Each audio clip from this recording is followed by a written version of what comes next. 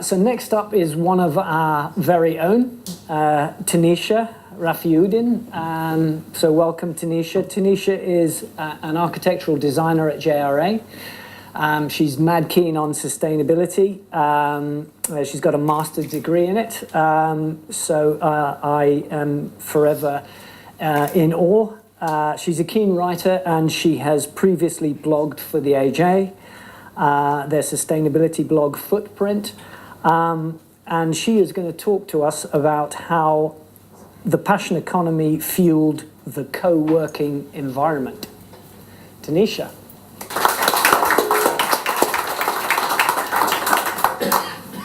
Thank you, David.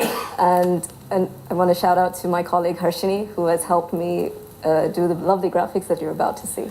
So millennials are generally defined as those who were born in the early 80s and the year 2000. This is a generation that has grown up using digital technology and social media, and has not worked at a time when the internet did not exist. By 2020, it is estimated that they will comprise 50% of the global workforce. This is a generation that entered the workforce during the last recession.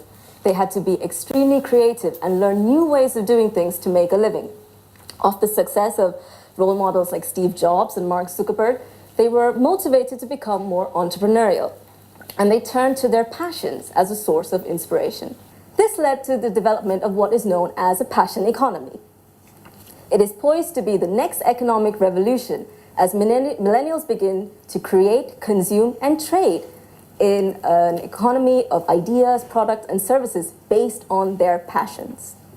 Furthermore, by creating a career out of your passion, you produce more positive outcomes for yourself and the communities.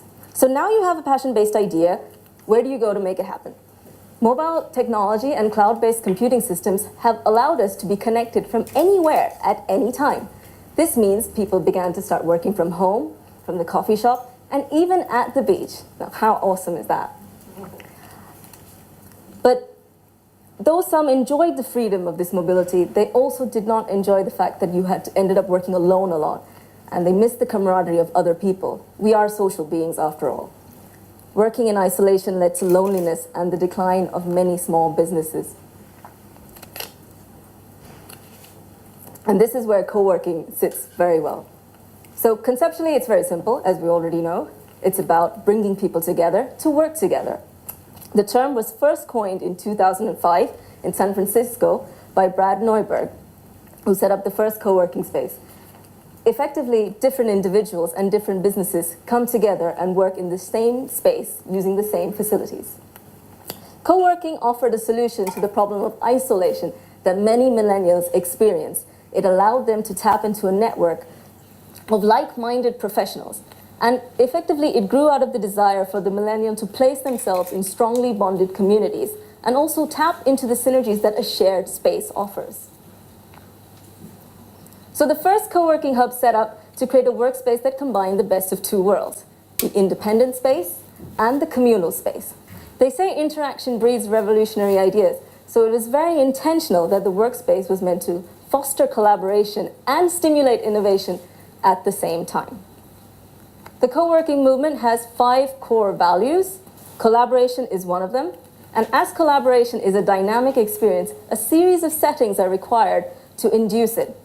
Architects and designers have risen to the challenge to design this new type of workspace for this new generation with a new approach to work.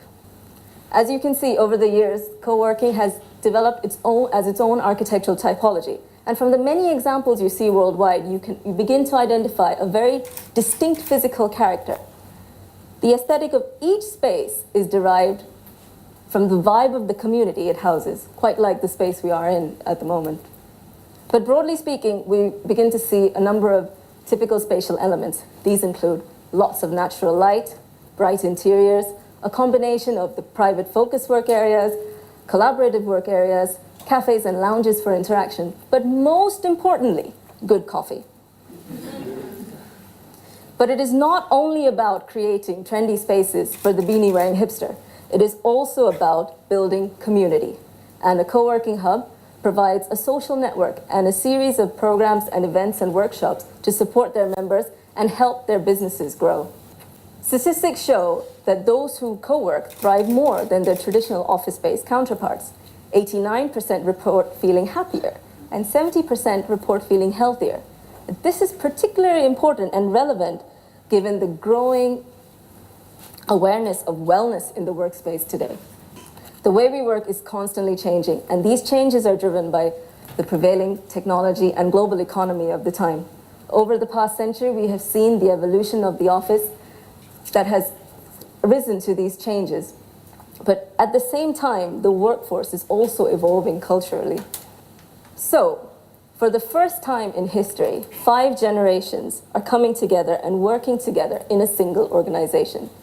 But despite distinct work styles, attitudes to work, motivations, evidence suggests that all generations will thrive together in an environment of flexibility and collaboration. It is interesting to note that co-working is also beginning to be noticed by the big corporations.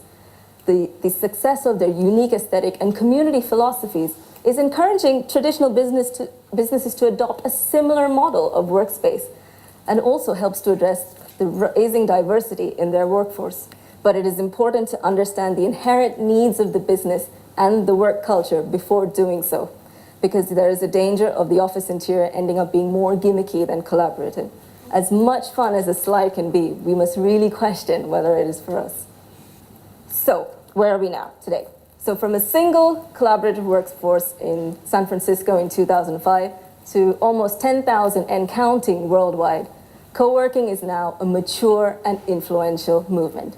It is driving workplace change globally and has given the passion economy a platform to flourish. It is redefining the way we work and influencing the traditional office design. The combination of a well-designed work environment and a well-curated work experience is what makes co-workers thrive more than their traditional office-based counterparts. So, the future of office design lies in striking the right balance between the tasks to be done and the values of the organization it houses to create more productive, healthier, and happier workspaces for all. We are already beginning to see the shift from the creation of just simply workstations to genuine workplaces, which will not just be a place to work, they will be a destination. Thank you.